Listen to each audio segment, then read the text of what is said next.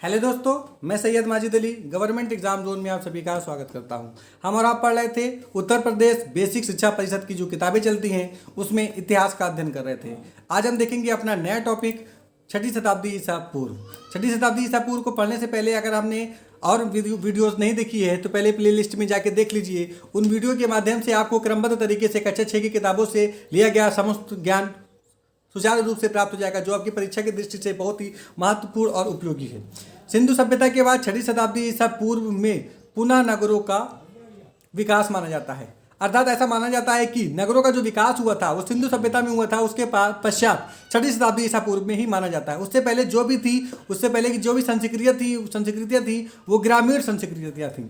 इसलिए इसे इतिहासकार ने द्वितीय नगरीकरण के नाम से भी पुकारते हैं, जानते हैं। ठीक, अर्थात सिंधु सभ्यता के बाद द्वितीय नगरीय सभ्यता कौन सी थी? छठी शताब्दी ईसा पूर्व का भारत था। ठीक, इसमें क्या है, महावीर स्वामी वर्धमान।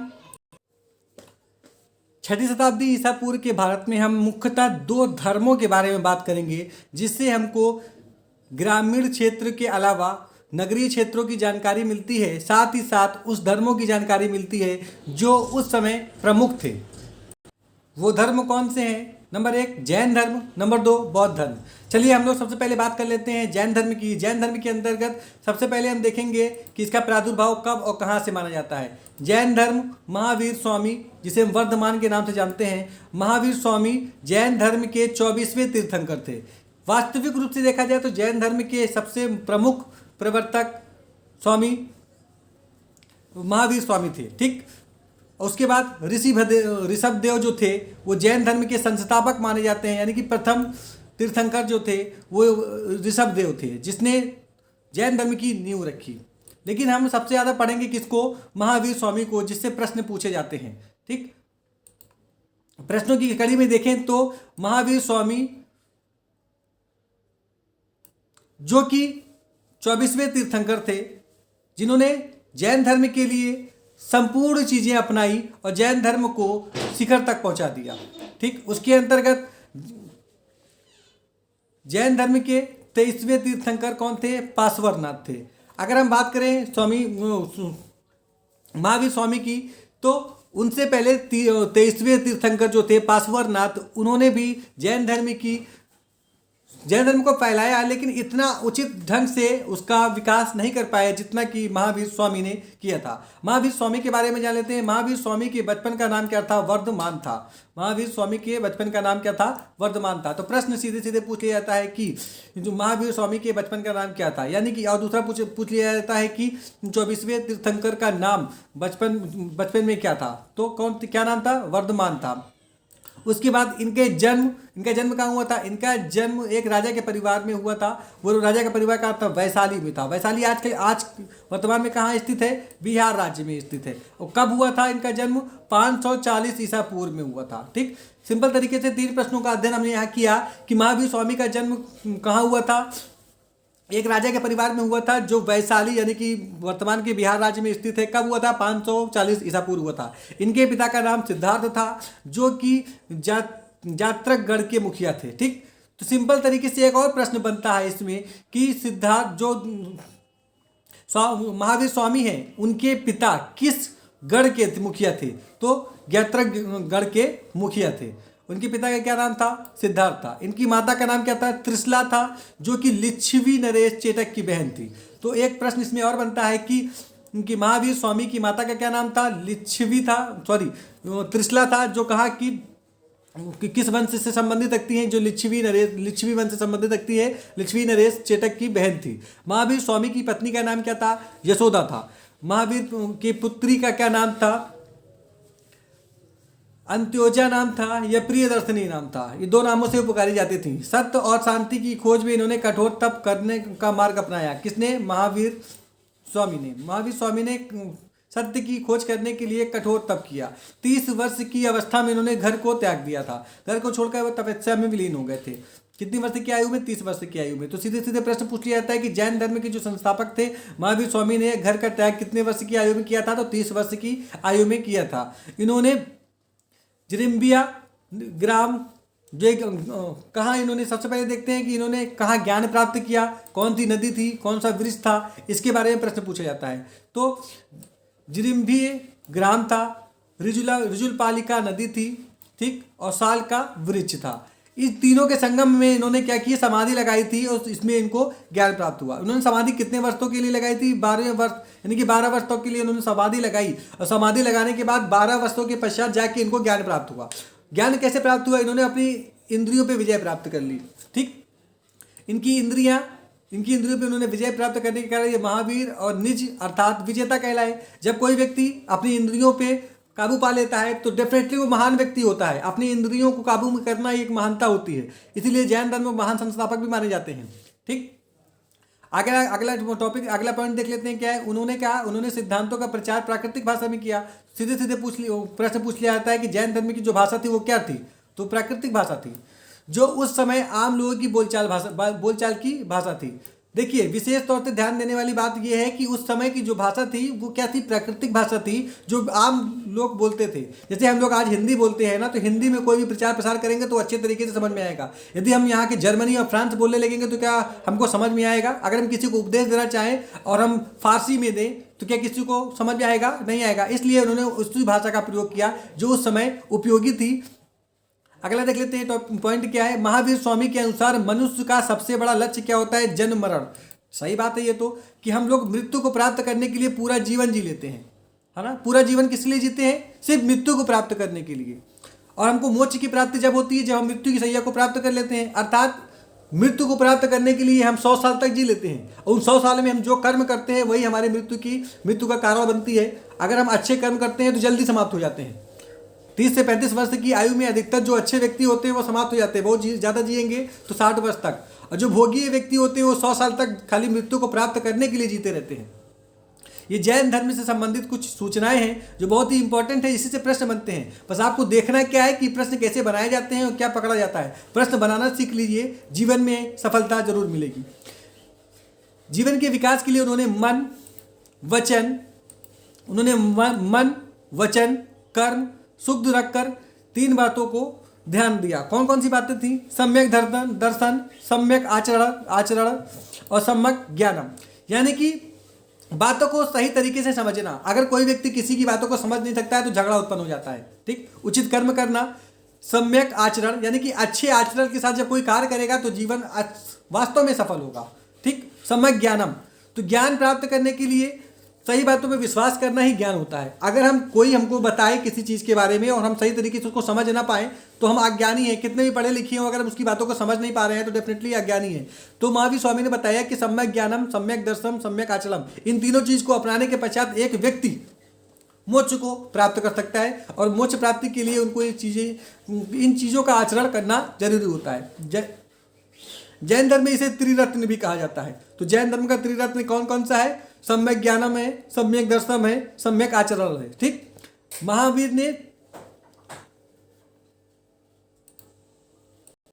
उसके बाद महावीर ने अच्छे आचरण और व्यवहार के लिए 5 महाव्रत का पालन किया है। वो 5 महाव्रत क्या क्या है देख लेते हैं। जीवों को ना मारना, सबसे पहले उन्होंने बताया कि अगर आप एक स्वाभाविक रूप से एक उचित मानव हैं तो क्या करना चाहिए, जीवों को मारना नहीं चाहिए, ठीक। नंबर 2, सच बोलना चाहिए। नंबर 3, चोरी ना करनी चाहिए। ये सब चीज़ें क्या है, ये महाव्रत है। ऐसे महाव्रत हैं जो जीवन में मनुष्य को उपयोगी जीवन जीने में सहायता प्रदान कराता है। उसके बाद अनुचित धन न जुटाना, यानी कि हम व्यर्थ को पैसे को कलेक्ट करने के लिए न जाने कौन कौन से कार्य कर देते हैं ताकि पैसे आ जाए। ऐसी स्थिति में मनुष्य का जीवन व्यर्थ हो जाता है। फिर इंद्रियों को वश में रखना।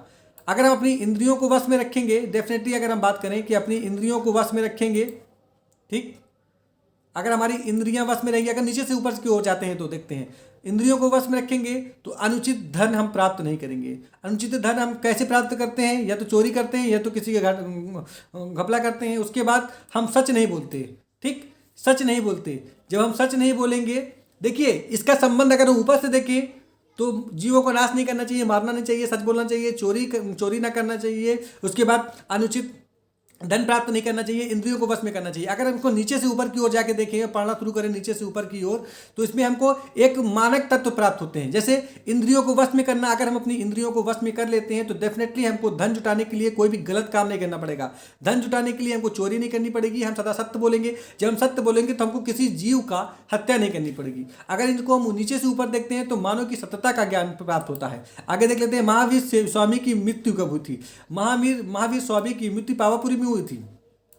पावापुरी में इनकी मृत्यु हुई थी। महावीर स्वामी कैवल्य में लगभग 2 शताब्दी के बाद उनके जैन अनुयायियों ने संप्रदाय में बांट दिया, जैसे हीनयान महायान के संप्रदायों में बांटा गया था। ठीक, अब हम बात कर लेते हैं गौतम बुद्ध की। गौतम बुद्ध के बारे में हम उतना ही अध्ययन प्राप्त करते हैं। ठीक, 6वीं शताब्दी ईसा पूर्व से, जब नगरों की सभ्यता थी। यानी कि हम 2 पॉइंट पढ़ने में मसरूफ हैं। नंबर 1 कि हम सिंधु घाटी सभ्यता के नगरीय सभ्यता के बारे में पढ़ रहे थे, और हम पढ़ रहे हैं 6वीं शताब्दी ईसा पूर्व का भारत। इसके अंतर्गत हम जो 2 धर्म जो पढ़ रहे हैं, जिसे जैन धर्म और बौद्ध धर्म कहते हैं, इससे नगर की पहचान होती है, इसलिए इसे द्वितीय नगरीय सभ्यता भी कहा जाता है। अब हम बात कर लेते हैं गौतम बुद्ध। गौतम बुद्ध भी उस समय के राजा महाराजा रहे थे। ठीक, गौतम बुद्ध धर्म के संस्थापक थे। गौतम बुद्ध किसके, कौन से धर्म के संस्थापक थे? बौद्ध धर्म के संस्थापक थे।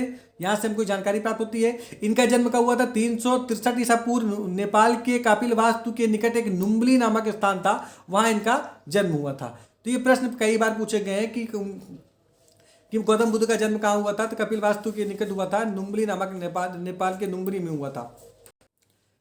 इनके जन्म का उल्लेख हमको कहाँ से मिलता है? इनके जन्म का उल्लेख हमको अशोक के रुमनदेही अभिलेख से प्राप्त होता है। यानी कि अशोक का जो रुमनदेही अभिलेख था वो कहाँ से हमको प्राप्त था? हमने पिछली वीडियो में पढ़ा था, वो नेपाल से प्राप्त हुआ था। ठीक, नेपाल से प्राप्त हुआ था। तो इससे पता चलता है कि गौतम बुद्ध कहाँ पैदा हुए थे? नुम्बली नेपाल में पैदा हुए थे। ठीक, इनके पिता का नाम क्या था? इनके पिता का नाम शुद्धोधन था, जो शाक्य गणराज्य के राजा थे। यानी कि अब हम कह रहे हैं कि नगरीय सभ्यता के बारे में हमने बोला था कि नगरीय सभ्यता है, वो नगरीय सभ्यता अगर राजा और महाराजा रहे होंगे तो डेफिनेटली वो अपने राज्य का विकास करने के लिए, अपने नगर को विकसित करने के लिए कुछ ना कुछ कार्य करते होंगे। इनके माता का नाम क्या था? महामाया कोलिया वंश, महामाया था इनकी माता का नाम, महामाया था, जो कोलिया वंश की थी। ठीक, अगला पॉइंट पढ़ लेते हैं हम लोग। गौतम बुद्ध के बचपन का क्या नाम था? गौतम बुद्ध के बचपन का नाम सिद्धार्थ था। ये कई बार प्रश्न पूछा गया है। गौतम बुद्ध के बचपन का क्या नाम था? सिद्धार्थ था। उसके बाद अब देख लेते हैं गौतम बुद्ध के पत्नी का क्या नाम था? यशोधरा था। और उनके बेटे का नाम क्या था? राहुल था। सिद्धार्थ ने अपने साथी चन्ना के साथ राज्य का विहार किया। अर्थात सिद्धार्थ को कैसे पता चला कि हम एक सन्यासी बन जाएं, वो अपने राज्य में खुश थे। एक राजा क्यों चाहेगा कि वो अपने राजपाट को छोड़ के आगे बढ़े? जब उन्होंने अपने साथी चिन्ना के साथ, उनका साथी कौन था? चन्ना था। चन्ना के साथ राज्य का विहार किया तो उन्होंने कुछ चीज़ें देखी। कौन कौन सी चीज़ें देखी? रास्ते में एक बूढ़ा व्यक्ति देखा, बीमार व्यक्ति देखा, शव देखा और सन्यासी देखा। शव यानी कि मृतक व्यक्ति देखा होगा, उसके बाद सन्यासी देखा। इन 3 चीज़ों को देखकर वो प्रभावित हुए। गौतम बुद्ध किस चीज़ों को देखकर प्रभावित हुए? बूढ़े व्यक्ति को देखकर, बूढ़े बीमार व्यक्ति को देखकर, शव को देखकर और सन्यासी को। तब उन्होंने चन्ना से कहा, क्या ये हमारे जो राज्य है, हमारा राज्य की ये दुर्दशा है, क्या ये कैसी दशा है? तो चन्ना ने बोला कि यही यथार्थ सत्य है। अगर व्यक्ति को जीवन जीना है तो इस चीज़ों को देखना होता है। आप राजा महाराजा हैं, आप जीवन व्यतीत कर रहे हैं अच्छे प्रकार से, जरूरी नहीं है कि आपका जीवन सामान्य व्यक्तियों की भांति हो। इसलिए उन्होंने एक निर्णय लिया। ठीक, कौन सा निर्णय लिया? उन्होंने सन्यासी यानी सन्यासी होने का निर्णय लिया। सन्यासी से प्रभावित होकर उन्होंने 29 वर्ष की अवस्था में घोड़े कथक के साथ अपने गृह त्याग कर दिया।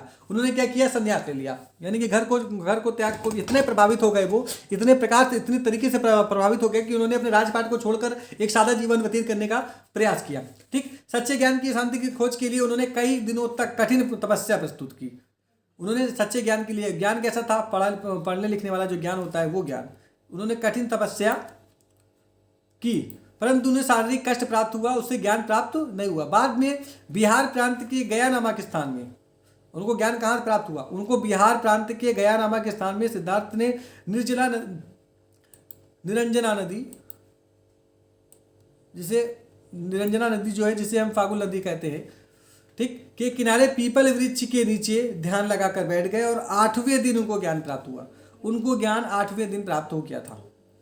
यानी कि उन्होंने इतनी तपस्या कर ली थी कि 8वें दिन को ज्ञान प्राप्त हो गया। आज हम लोग पढ़ते रहते हैं, कुछ मिलता ही नहीं है। देखा जाए तो यही होता है। लेकिन उन्होंने सच्चे दिल और सच्चे मन से किया, और हम लोग जो भी कार्य करते हैं वो सच्चे दिल और सच्चे मन से कोई काम नहीं करते, इसलिए हमको जल्दी से ज्ञान प्राप्त नहीं होता। वहाँ उस समय का ज्ञान था, वो ज्ञान क्या था, उन्होंने दुख के कारण को समझा कि दुख क्या होता है, उसका कारण क्या है, उससे छुटकारे पाने के उपाय को समझा, को ज्ञान प्राप्त हुआ। देखिए उनका जो ज्ञान था वो दुख का कारण पता करना था कि दुख किस कारण से होता है, उसको छुटकारा पाने का उपाय क्या होता है का प्राप्त हुआ। इसे बुद्ध अर्थात जागा हुआ कहते हैं। बुद्ध का मतलब क्या होता है, जागा हुआ, इसलिए बौद्ध धर्म कहलाता है। यानी कि वो जाग गए, उनको पता चल गया कि दुख का क्या कारण है, दुख का क्या कारण है और इससे कैसे निवारण पाया जा सकता है। गया को बोध गया और विपल वृक्ष के नीचे वृक्ष बोधि वृक्ष कहलाया। ठीक, गया को बोध गया का कहा गया, जहाँ पर उनको ज्ञान प्राप्त होता है। जो गया बिहार का एक जगह थी उसको बोध गया कहा गया। ठीक, और पीपल वृक्ष को बोधि वृक्ष कहा गया। ठीक, क्यों? क्योंकि वहाँ पर ज्ञान प्राप्त हुआ था। ज्ञान प्राप्ति के बाद गया से सारनाथ गए। कौन गया था? गौतम बुद्ध गए थे। सारनाथ में बुद्ध ने अपना पहला उपदेश दिया था। ठीक, तो प्रश्न पूछ लिया जाता है कि सारनाथ गौतम बुद्ध का पहला उपदेश कहाँ दिया था? तो दिया था वो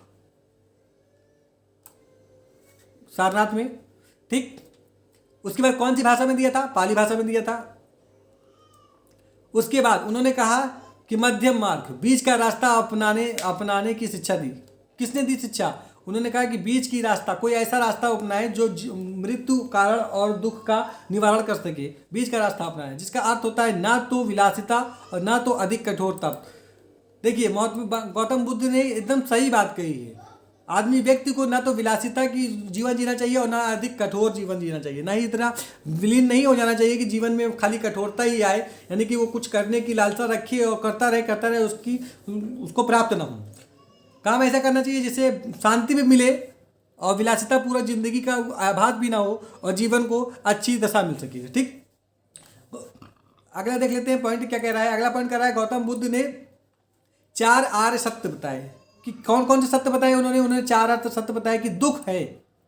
सबसे पहले दुख है तो दुख का कारण भी है। पहले दुख है, दुख का कारण है, दुख दूर करने के उपाय भी है। दूसरा बताया कि दुख दूर करने के उपाय भी हैं। तीसरा, दुखों को दूर करने के उपाय अष्टांगिक मार्ग होते हैं। अब देखिए इन्होंने सिंपल तरीके से एक बात बताई। उन्होंने 4 सत्य बताए कि दुख है, दुख का कारण भी है, दुख दूर करने के उपाय है, और दुख दूर करने के जो उपाय वो अष्टांगिक मार्ग होते हैं। यह अष्टांगिक मार्ग सरल, उसके बाद ये अष्टांगिक जो मार्ग सरल मानवता व्यवहार का नियम है। ठीक, बुद्ध ने दुख के 12 कारण बताए थे। ठीक, जिसमें से जो महत्वपूर्ण कारण थे वो हम लोग देख लेते हैं। जिसमें सबसे बड़ा कारण क्या था? अज्ञानता। यानी कि जो दुख के 12 कारण बताए हैं उसमें सबसे बड़ा क्या है? अज्ञानता। एक अज्ञान व्यक्ति सबसे ज़्यादा दुखी रहता है। ठीक, महात्मा बुद्ध ने दुख से छुटकारा पाने का निवारण करने का कारण का निर्वाण कहा गया। महात्मा बुद्ध ने कहा कि यदि एक व्यक्ति सुख प्राप्त करना चाहता है तो सबसे पहले उसको ज्ञान प्राप्त करना होगा। जब वो ज्ञान प्राप्त कर लेगा तभी वो सुख की प्राप्ति कर सकता है, अथवा उसकी सुख की प्राप्ति नहीं कर सकता। और ज्ञान जरूरी नहीं कि हम स्कूल में जाके प्राप्त करें। ज्ञान प्राप्त करने का मतलब ये है कि जीवन को ऐसे जीना है ताकि हम सही तरीके से जी सकें। उन्होंने अपने उपदेश किस में दिए थे? पाली भाषा में दिए थे। उन्होंने बताया कि व्यक्ति का अच्छा या बुरा व्यवहार उस व्यक्ति पर निर्भर करता है, ना कि उसकी जाति पर। अब एक व्यक्ति अच्छा व्यवहार कर रहा है या बुरा व्यवहार कर रहा है, ये किसके उस अच्छा है या बुरा है इसके व्यवहार पर निर्भर करता है, ना कि उसकी जाति पे। जाति से किसी व्यक्ति के व्यवहार को नहीं आंका जा सकता। बुद्ध ने हमें संघ में महिलाओं का हिस्सा भी दिया। यानी कि अर्थात कह सकते हैं कि बुद्ध जो थे वो शिक्षा के मामले में बढ़े तो उन्होंने महिलाओं को बराबर का हिस्सा दिया। ठीक, और इन्होंने सर्वप्रथम संघ में सर्वप्रथम अपनी महिला माता गौतमी प्रजापति को इसमें सबसे पहले भाग दिया कि हम अपनी माता से शुरू करते हैं तब जाके आगे बढ़ते हैं। ठीक, उत्तर प्रदेश के कुशीनगर में अपना अंतिम उपदेश देते हुए 483 ईसा पूर्व में इनकी मृत्यु हो गई थी। गौतम बुद्ध के निर्वाण के कुछ शताब्दियों के बाद उन्होंने बुद्ध अनुयायी 2 संप्रदायों में बांट दिए गए। कौन कौन से संप्रदाय थे? हीनयान और महायान। ठीक, ये 2 संप्रदाय थे जिसमें गौतम बुद्ध के उपदेशों को बांट दिया गया था। सुत्त पिटक, विनय पिटक, आदिधम्म पिटक को सम्मिलित रूप से त्रिपिटक कहा जाता है। तो गौतम बुद्ध के द्वारा भी जो चीजें दी गई थी उसको त्रिपिटक कहा जाता है। और त्रिपिटक कौन कौन से हैं? शुद्ध पिटक है, विनय पिटक है और अभिधम्म पिटक है। इसे रूप में सम्मिलित किया गया। यह गौतम बुद्ध का पवित्र ग्रंथ है। ठीक, ये तीनों जो हैं गौतम बुद्ध के पवित्र ग्रंथ, इसमें बुद्ध के पूर्व, बुद्ध के जन्म के पूर्व कथाओं के, जातक कथाओं को और उपदेशों को, कथाओं को आदि को सम्मिलित किया गया है। अर्थात कह सकते हैं कि गौतम बुद्ध की जो भी चीज़ें हमको जाननी है या समझनी है तो हम शुद्ध पिटक, विनय पिटक और अभिधम्म पिटक में जाके प्राप्त कर सकते हैं, देख सकते हैं, जिसे हम त्रिपिटक भी कहते हैं। ठीक, इन कहानियों के माध्यम से बुद्ध के उपदेशों को सरल भाव से लोगों तक पहुंचाया जा सकता है। किस कौन सी माध्यम से? जो कथाएं हैं उनकी, उपदेश हैं उनकी, ठीक, इनके बुद्ध की जो है। और फिर अब बात कर लेते हैं इसके कुछ प्रमुख तथ्य की। राष्ट्रीय ध्वज के मध्य जो चक्र का प्रतीक है वो धर्म चक्र परिवर्तन है। गौतम बुद्ध के धर्म विस्तार में ठीक, ये कहाँ से लिया गया? ये गौतम बुद्ध से प्रेरित है। धर्म चक्र परिवर्तन जो है वो गौतम बुद्ध से प्रेरित है। ठीक, उसके बाद हम बात कर लेते हैं गौतम बुद्ध के धर्म के विस्तार चीन के से दक्षिण पूर्व एशिया तक था। उसके विस्तार कहाँ तक था? भारत में तो था ही था, नेपाल में तो था ही था, लेकिन चीन और दक्षिण पूर्व एशिया तक भी इन धर्म का अनुयायी है माने जाते हैं और इसका विस्तार किया गया था। उपयुक्त विवेचनाओं के आधार पर हम ये समझ सकते हैं कि आपको 6वीं शताब्दी ईसा पूर्व को हम नगर नियोजन कहते हैं, इसलिए क्योंकि यहाँ की जो संस्कृतियाँ था, इनका विकास था, वो सिंधु घाटी की सभ्यता के साथ में इसी दो धर्मों का विशेष प्रादुर्भाव रहा, जैन धर्म का और बौद्ध धर्म का। चलिए अब नेक्स्ट टॉपिक में हम लोग नए चैप्टर पढ़ेंगे जो आपके जीवन के लिए उपयोगी होगा। धन्यवाद।